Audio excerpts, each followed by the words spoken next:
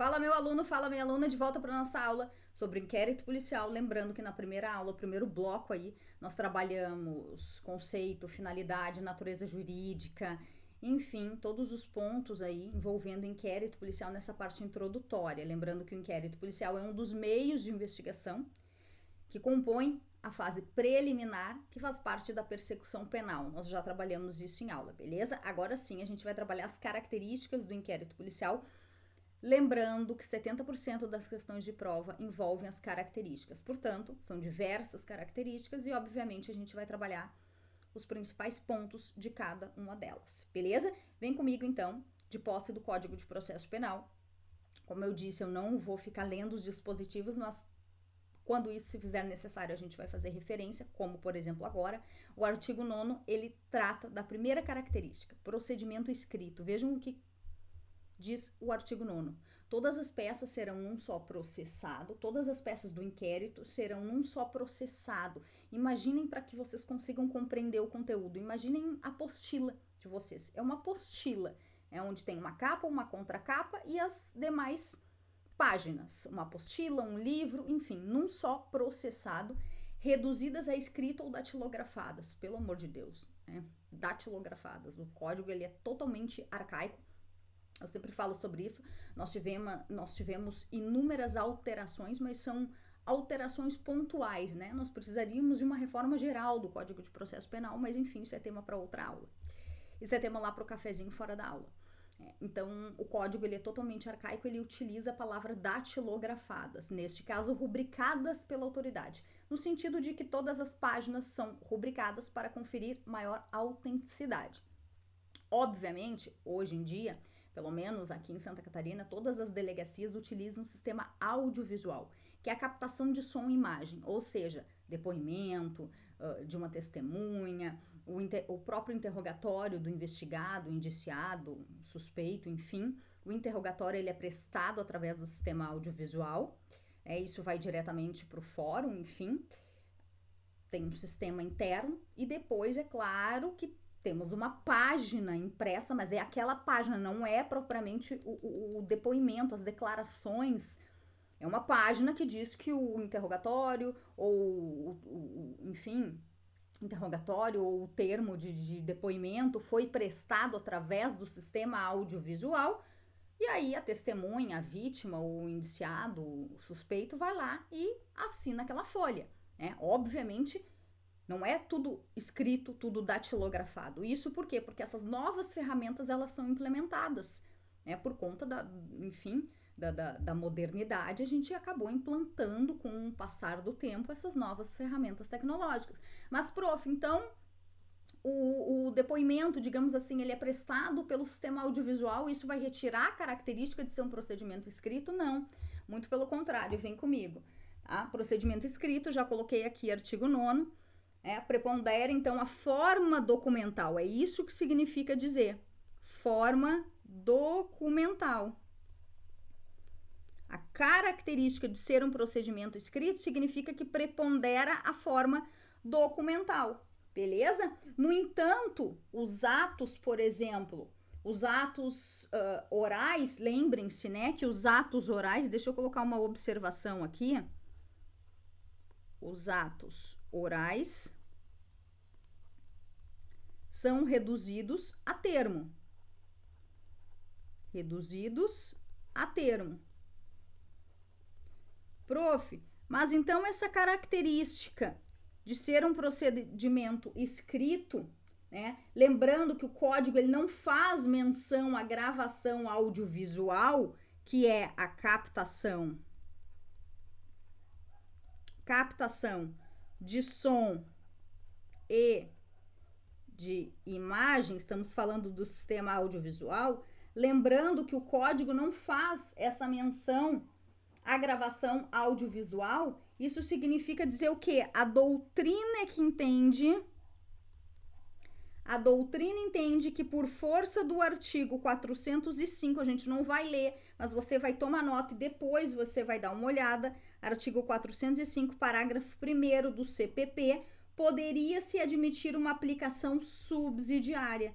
Porque o 405, parágrafo 1º, ele faz menção à gravação audiovisual de diligências da própria audiência de instrução e julgamento. A aplicação subsidiária. Então, podemos aplicar de forma subsidiária, já que a nossa alteração do CPP não modificou o artigo 9º, ou seja, o artigo 9º ele continua mencionando reduzidas a escrito ou datilografadas. Então, nós não tivemos alteração no artigo 9º, mas o 405, parágrafo 1º, que prevê o sistema audiovisual, poderia, segundo a doutrina, aplicar de forma subsidiária também no que diz respeito ao inquérito policial, assim como é feito na prática. Tranquilo? Característica de ser um procedimento escrito significa dizer prepondera a forma documental, sem mais mistérios em relação a esse dispositivo, tá? Então, só lembrando que as novas ferramentas tecnológicas, deixa eu colocar aqui, novas ferramentas tecnológicas são aplicadas. Ferramentas tecnológicas são aplicadas sem maiores problemas. São aplicadas, beleza? Primeiro procedimento, então, sem muito mistério. Próximo procedimento, procedimento dispensável. E aí eu começo fazendo uma pergunta. Para que tenha um processo, para que seja deflagrado um processo criminal, ou seja, nós lembramos da linha da persecução penal. Primeira fase, segunda fase, a fase preliminar, para que a gente possa passar para a segunda fase, a fase do processo, para que tenha um processo. Necessariamente eu preciso do inquérito policial? Não. Por quê? Porque a gente vai lembrar lá da finalidade. O objetivo do inquérito policial não é colher elementos de informação acerca da materialidade e autoria? Beleza. Com qual finalidade? Subsidiar o titular da ação penal, seja o Ministério Público, seja o ofendido. Só que se o titular da ação penal já dispuser desses elementos da justa causa, da materialidade e da autoria, ele tem a justa causa, ele pode deflagrar um processo criminal subsequente. Ele não precisa do inquérito policial. Logo, como característica da dispensabilidade, significa dizer o quê? O inquérito, ele é o quê? Uma peça, inquérito, ele é uma peça meramente informativa. Informativa significa dizer o quê? Ele funciona como um instrumento na apuração de infrações penais para que o titular da ação possa dar início.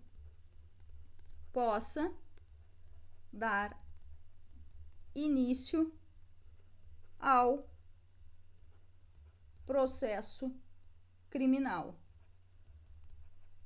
Beleza?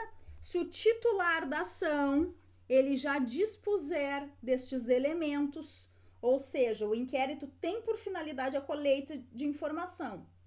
Se o titular da ação já dispuser desse substrato mínimo necessário, qual? Autoria e materialidade. Logo, o inquérito, ele é totalmente dispensável. Beleza? O próprio Código de Processo Penal, e aí eu fiz a referência a alguns dispositivos, deixa claro a dispensabilidade do inquérito policial. Vejam comigo rapidamente um dos dispositivos. O inquérito, o artigo 12, diz o seguinte: o inquérito policial acompanhará a denúncia ou a queixa sempre que servir de base para uma ou para outra. Então, o inquérito acompanha, seja a denúncia na ação penal pública, incondicionada ou condicionada, ou seja, a queixa na privada, sempre que servir de base para uma ou para outra. Se ele não servir de base, é o que diz o artigo 12, sempre que servir de base. Logo, conclui-se o quê? Se ele não servir de base, dispensa o inquérito policial. Artigo 27. A gente vai lá para o artigo 27 e diz o seguinte: qualquer pessoa do povo poderá procurar a iniciativa do Ministério Público nos casos em que caiba ação pública, obviamente, fornecendo-lhe por escrito informações sobre o fato. Ou seja, muitas vezes o cidadão ele não sabe quem procurar. Ele quer contribuir, por exemplo, ele mora num bairro e ele sabe que tá rolando um tráfico de drogas. Então pense naquela vizinha mais fofoqueira do bairro. O que ela fez? Ela tem todo o substrato mínimo necessário. Ela não sabia quem procurar, procurou o Ministério Público. Lá ela forneceu um dossiê. Ela tem imagens que comprovam que há o tráfico de drogas, ela identificou os envolvidos, enfim, ela fez um verdadeiro relatório com todas as informações necessárias. O Ministério Público já dispõe desse substrato para dar início ao processo criminal, ou seja, para oferecer a denúncia. Para que o Ministério Público vai solicitar à autoridade policial mais informações? Só se isso se fizer necessário para o oferecimento da denúncia. Mas se ele já tiver todos esses elementos quanto à autoria e à materialidade, o inquérito ele é dispensável. Tranquilo? Característica da dispensabilidade. O inquérito policial ele é dispensável. Inclusive, esses são os artigos aqui do Código de Processo Penal que revelam a característica da dispensabilidade, o caráter dispensável do inquérito policial.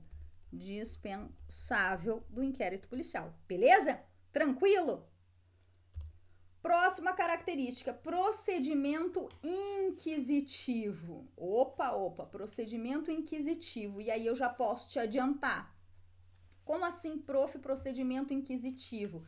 Porque eu fiz aqui uma observação. O procedimento inquisitivo, a primeira coisa que vem à cabeça do aluno é procedimento inquisitivo, inquisitório. Não tem contraditório, não tem ampla defesa. Calma. Essa é a consequência por ele ser um procedimento inquisitivo. A consequência é que não há contraditório, não ampla defesa. Afasta-se o contraditório, afasta-se a ampla defesa. Qual que é o conceito? O que é um procedimento inquisitivo? Significa dizer que há concentração de poder. Concentração de poder em mãos de autoridade única, ou seja, autoridade policial. As atividades investigatórias, elas estão concentradas nas mãos de autoridade única, autoridade policial. E aí eu fiz uma observação aqui em relação ao procedimento inquisitivo, a gente já vai trabalhar com isso, tranquilo?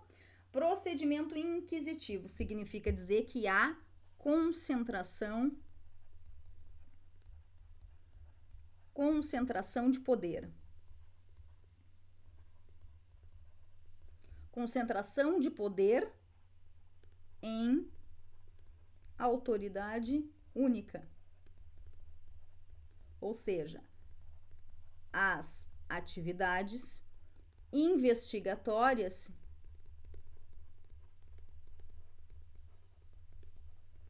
estão concentradas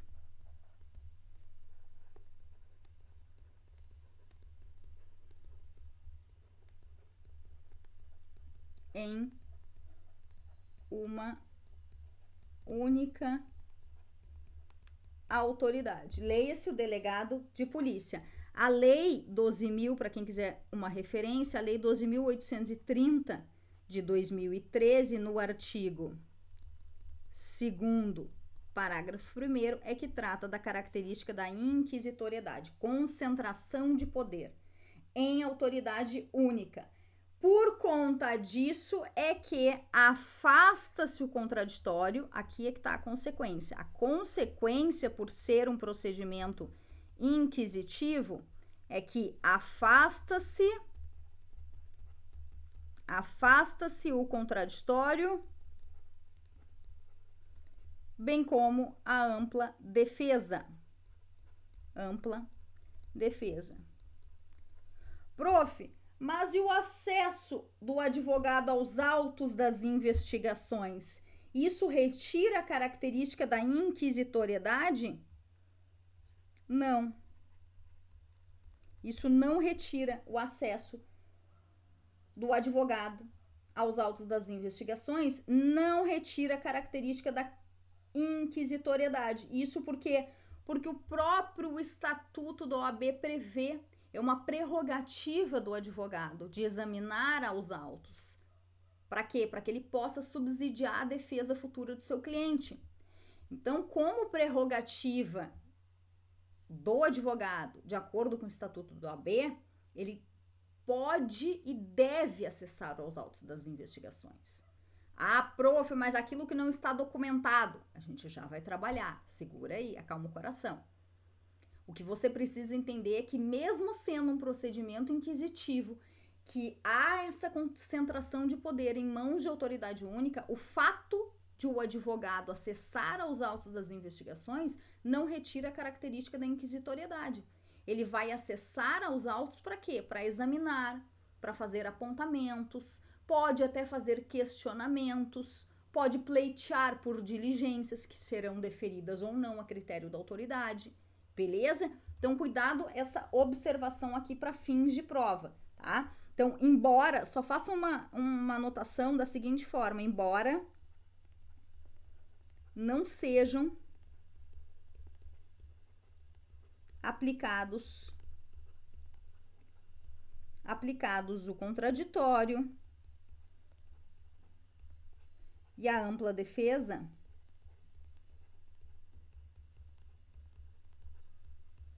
o advogado, por força do estatuto da OAB,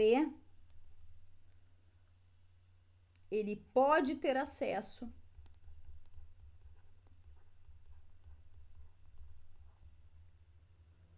não apenas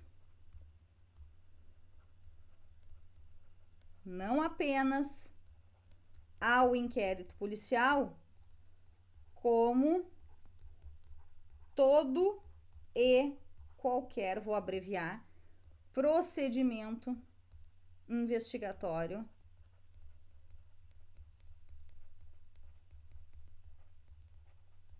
em andamento.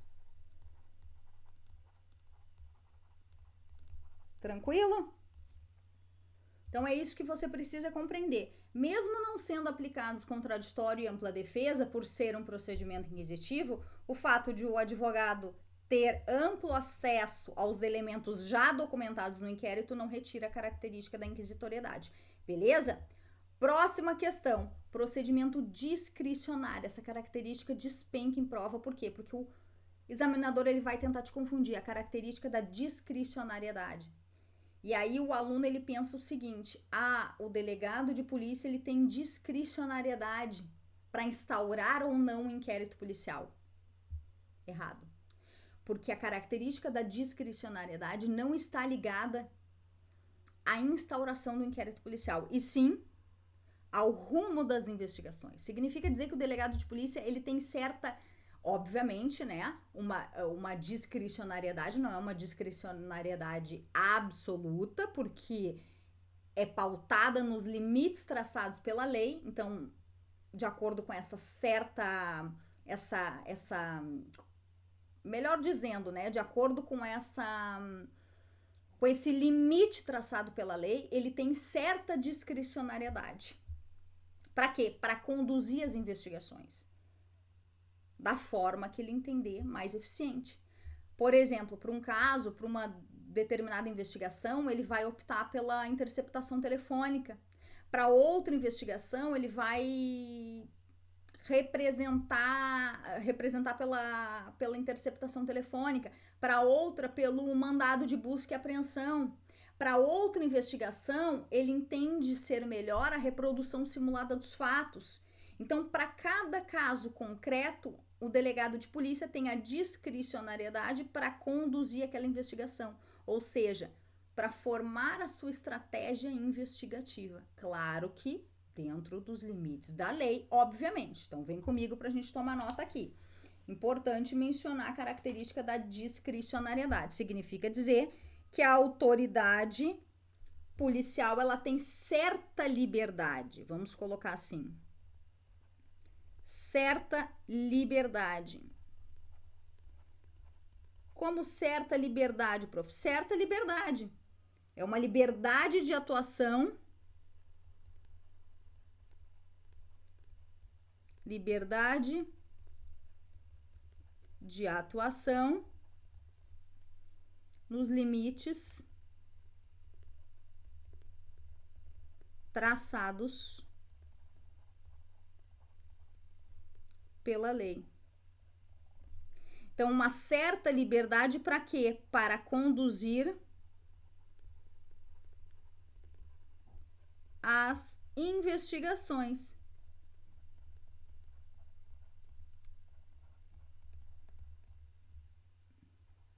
De maneira discricionária.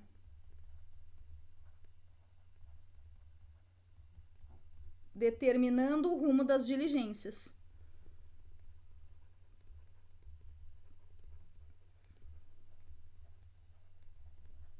O rumo das diligências, beleza?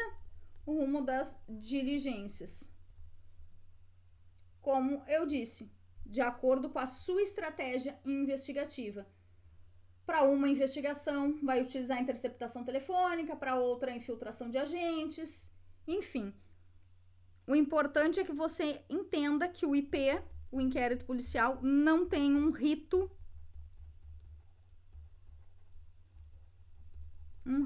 pré-fixado.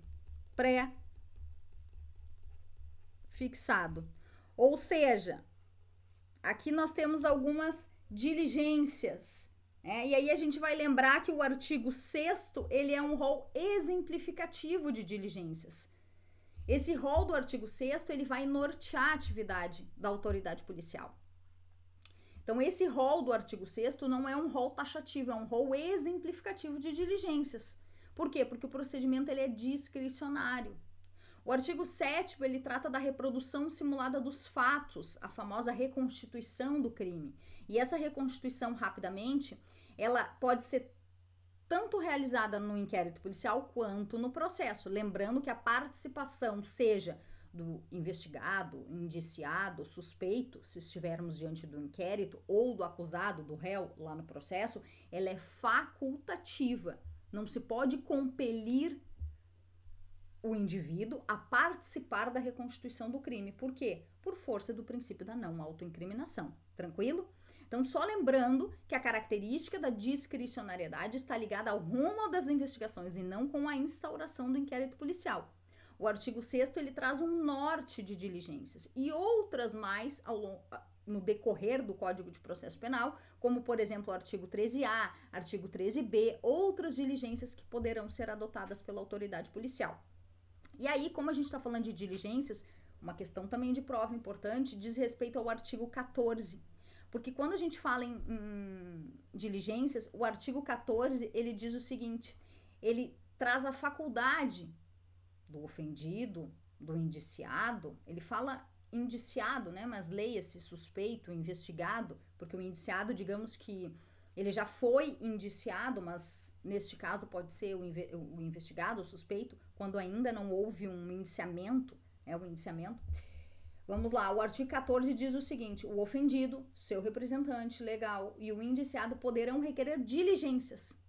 Então, eles podem pleitear diligências, que serão deferidas ou não, que serão realizadas ou não a critério, a juízo da autoridade policial.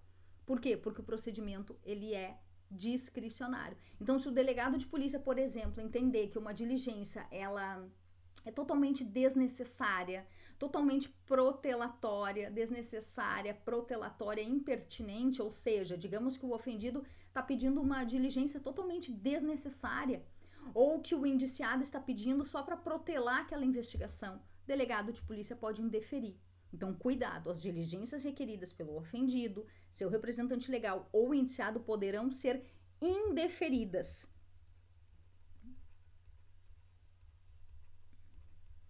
Poderão ser indeferidas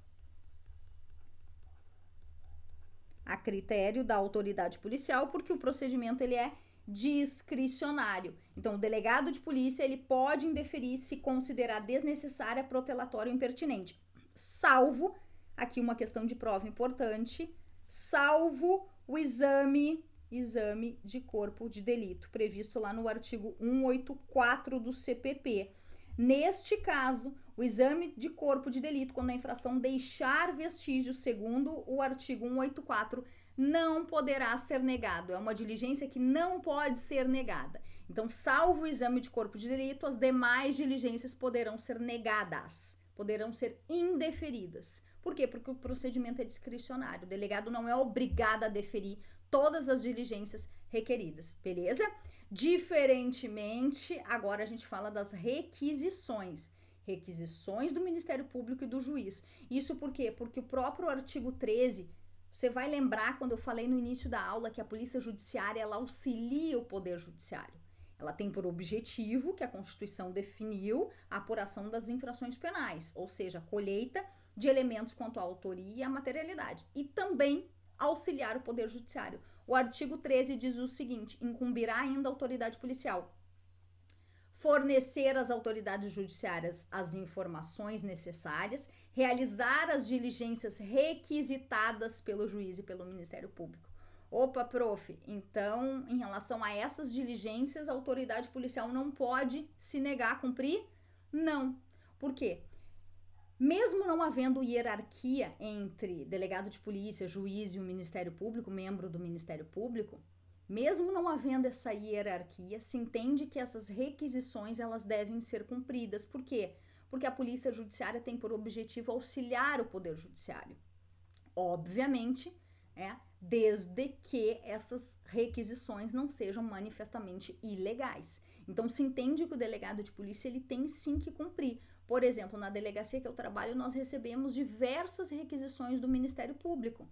E nós temos que cumprir. Não são requisições ilegais. É no sentido de contribuir, de auxiliar o Poder Judiciário. Então, nós recebemos tanto do Ministério Público quanto pedidos do juiz. Por exemplo, ontem mesmo eu recebi do Ministério Público uma solicitação, uma requisição de instauração de inquérito policial. Por quê? Como eu disse, muitas vezes o cidadão ele não sabe quem procurar e ele, digamos que procure o Ministério Público. O que ele faz? Ele procura o Ministério Público com as informações que ele tem, só que o Ministério Público não pode deflagrar um processo criminal porque falta justa causa. Está faltando elementos acerca da autoria ou da materialidade, enfim. O que o Ministério Público faz? Obviamente, uma ação penal pública. O que o Ministério Público faz? Ele entrega essas informações, ele remete essas informações à autoridade policial e noticia um fato, enfim, com as seguintes informações, dizendo ao final, requisito a instauração de inquérito policial diante dos fatos narrados. Obviamente, a autoridade policial vai cumprir. Por quê? Porque não são requisições ilegais. Tranquilo, então? Então, em relação a essas requisições, embora não exista um vínculo hierárquico, entende que o delegado está obrigado a cumprir por força de lei. Por força de lei, deve cumprir. Deve cumprir, salvo se manifestamente ilegal. Tranquilo, meu povo? Beleza? Próxima característica, procedimento sigiloso. A gente está quase encerrando esse bloco, não vou nem começar esse dispositivo, mas a gente vai falar dessa característica que também despenca em prova. Por quê? Porque a gente vai falar da característica do sigilo e vai falar também da prerrogativa do advogado. Opa, o inquérito policial ele é sigiloso, mas e como que fica a prerrogativa do advogado de examinar aos autos, de acessar aos autos de uma investigação, de fazer apontamentos? Muitas vezes, hoje em dia, com o próprio celular se tira cópia, se tira print. O advogado, então, como que essa prerrogativa ela esbarra nessa característica do sigilo? Porque o procedimento ele é sigiloso, mas por força, já vou te adiantar, que por força do Estatuto do AB, o advogado ele tem direito de acessar aos autos, de examinar, de fazer apontamentos, de tirar cópia, de tirar prints, desde que estejam documentadas, desde que aquela diligência esteja finalizada. É o que eu falei agora há pouco em relação à súmula vinculante número 14. Lembra que eu disse que desde que elas estejam documentadas? Exatamente isso, é o que diz a súmula vinculante. Diz o seguinte: opa, queridão, você tem acesso você tem acesso aos autos do inquérito, você tem esse direito, você tem essa prerrogativa de acessar os autos, mas você só vai ter acesso a uma diligência que já foi cumprida, a uma diligência que já foi realizada. Obviamente, uma diligência que será realizada é uma questão de lógica, né? O advogado não tem como ter acesso a uma diligência que não foi realizada. Por exemplo, uma busca e apreensão no dia seguinte na casa do cliente dele. É claro que ele não vai ficar sabendo antes dessa diligência ser realizada. Depois que a diligência for realizada e estiver documentada, ele vai ficar sabendo. Inclusive, para a Banca CESP já utilizou, a Banca CESP, Sebrasp, né, já utilizou esse termo. Está nos autos. Se a diligência está nos autos, significa que ela já está documentada. Se está documentada, é porque ela já foi realizada e ela está finalizada. Beleza, meu povo? É isso aí, então te aguardo no próximo bloco para a gente continuar aqui a característica do sigilo. É isso aí, vamos que vamos, tamo junto!